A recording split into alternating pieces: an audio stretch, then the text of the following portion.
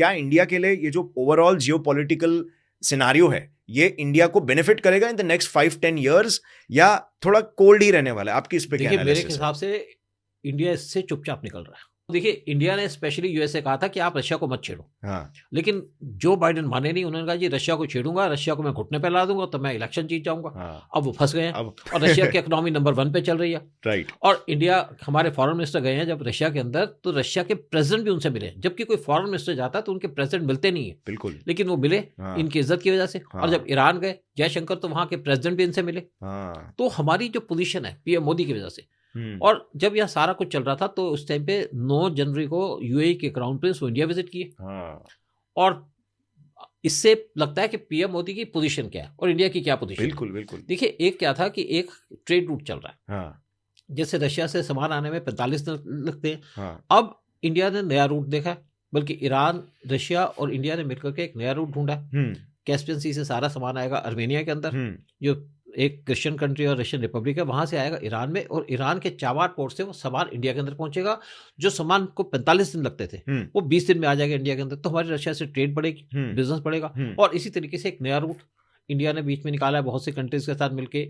India से जो सामान जाएगा वो जाएगा यूएई में, यूएई के पोर्ट पे जाएगा, और यूएई के पोर्ट से वो जो सारा सामान है वो बाई रेल जाएगा सऊदी को क्रॉस करके आपके इजराइल में, इजराइल के हैफा पोर्ट में, और वहां से वो जाएगा ग्रीस के पोर्ट पे, और वहां जाएगा यूरोप में। तो एक ये छोटा रूट निकला है सामान भेजने का, जिससे खर्चा भी कम आएगा, टाइम भी कम लगेगा। तो इस पे भी काम किया जा रहा है, और यूएस भी इंडिया को सपोर्ट कर रहा है। जो रूट निकला है, एक तो इंडिया को सपोर्ट करेगा, यूएई को सपोर्ट करेगा, सऊदी को करेगा, इजराइल को करेगा, साथ में रशिया को थप्पड़ मारेगा। और पाकिस्तान को भी, पाकिस्तान तो आता ही नहीं बीच पाकिस्तान का विजन नहीं है। नहीं, वो बीच में कुछ ब्लॉक कर रहे थे वो हमारे वो बेसिकली रस्तों को। ऐसा था कि एक्चुअली क्या था कि पाकिस्तान के अंदर जो इनका ग्वादर पोर्ट है उसको चाइना ने डेवलप किया। वो ट्रेड करना चाहते थे, वो तो हो नहीं पाया, क्योंकि वहां पे बलूची खड़े हो गए। और दूसरी तरफ इंडिया ने ढूंढा उसका अल्टरनेटिव, चाबार पोर्ट जो ईरान का है, लेकिन वो पोर्ट तो इंडिया ने बना दिया, लेकिन सैंक्शंस की वजह से वहां पे 500 किलोमीटर की रेल लाइन बननी थी, वो बन नहीं पाई। अब जो जयशंकर गए वो इसी बात पे गए हैं कि अब रेलवे लाइन हम बनाएंगे। और साथ में हमने जो वहां पे रोड है, यानी कि जो ईरान के बॉर्डर से अफगानिस्तान के जो अंदर रोड बना हुआ है, वहां से तुर्कमेनिस्तान तक वो रोड पहले बना हुआ है, जब तालिबान से पहले की गवर्नमेंट थी।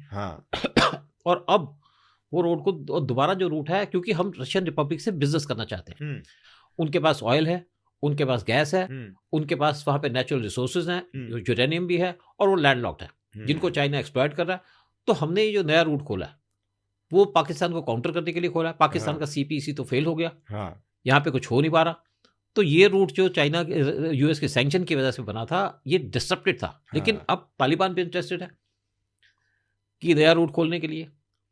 और अगर यहाँ पे चाइना, पाकिस्तान और ईरान का वार हो जाता है, तो मैं सोचता हूँ कि इंडिया पीओके और गिलगित बाल्टिस्तान लेने की कंडीशन में आ जाएगा।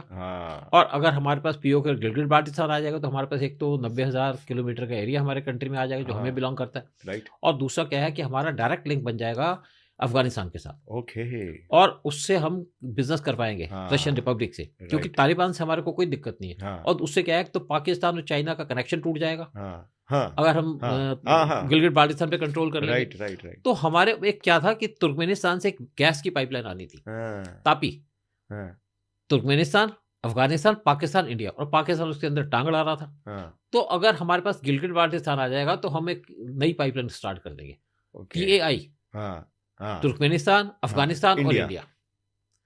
तो ये विजन की बात है, और वो विजन पीएम मोदी के पास है।